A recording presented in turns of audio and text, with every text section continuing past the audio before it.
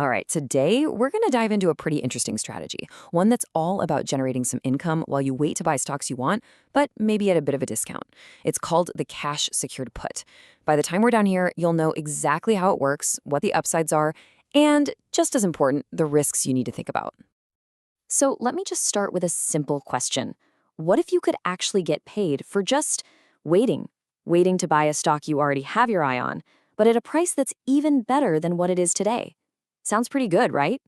Well, that's the basic idea we're going to unpack. Okay, so let's start at the beginning. What in the world is a cash-secured put? We're going to break down the fundamental concept that makes this such a popular strategy for a lot of investors. So the secret is right there in the name. Cash secured. You're selling something called a put option, which is basically a contract, an obligation to buy a stock at a specific price. But the secured part is key.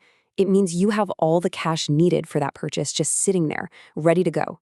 That's what makes it a more conservative play. You're not borrowing or using leverage. Here's the best way I've heard it described. Think of it like this.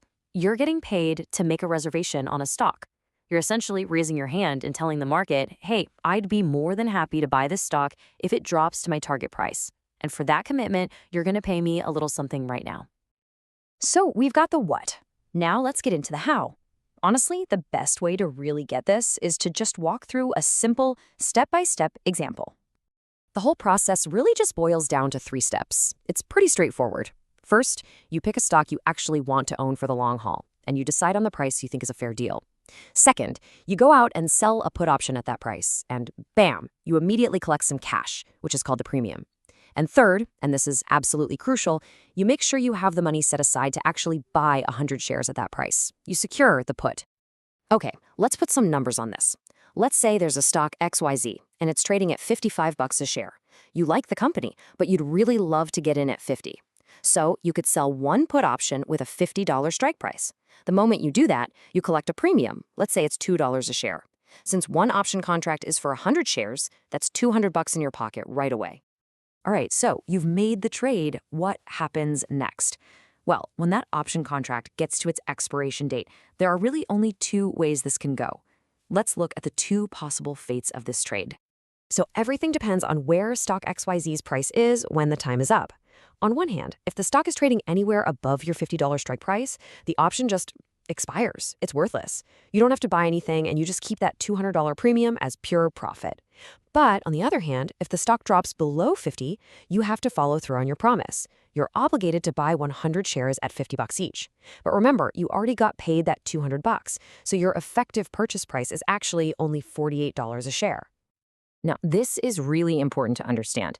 The best you can ever do with this strategy profit-wise is the premium you collected at the very beginning. In our little example, that's $200. You are making a trade-off. You're giving up any potential gains if the stock shoots up in exchange for getting that guaranteed income right now. And of course, we have to talk about the flip side, the risk. Your worst-case scenario happens if you're first to buy the stock, and then it goes all the way to zero. That's a big loss, no doubt. But here's the thing to remember.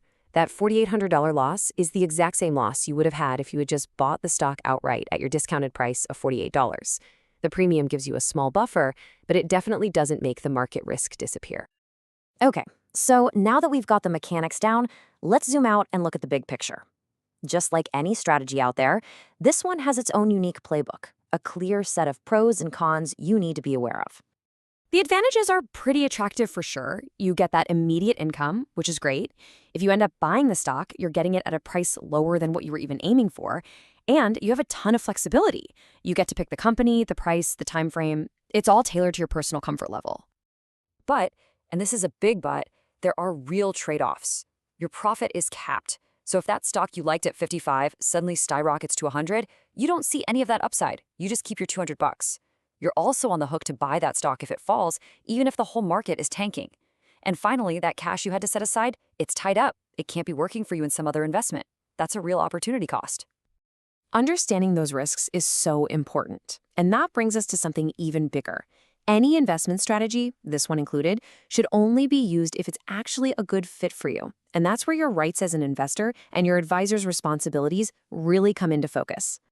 See, there's a massive rule called the FINRA suitability rule that acts as a kind of investor shield. It basically says that a broker has to have a good reason to believe that whatever they're recommending is suitable for you personally. It has to match your goals, your financial picture, and how much risk you're willing to take. And this rule has some serious teeth. If an advisor messes up, if they don't put your interests first, if they're negligent, if they mislead you about a strategy, or if their company isn't watching over them properly, you may have a way to recover any losses. And there's a system in place for this. If you feel like you've lost money because of bad or unsuitable advice, you can seek recovery through a process called FINRA arbitration, which is designed specifically to handle these kinds of disputes. So that brings us right back to the very heart of the cash-secured put. It all comes down to one fundamental question you have to ask yourself. Is that immediate income you get paid worth taking on the absolute obligation to buy a stock that could be dropping in price?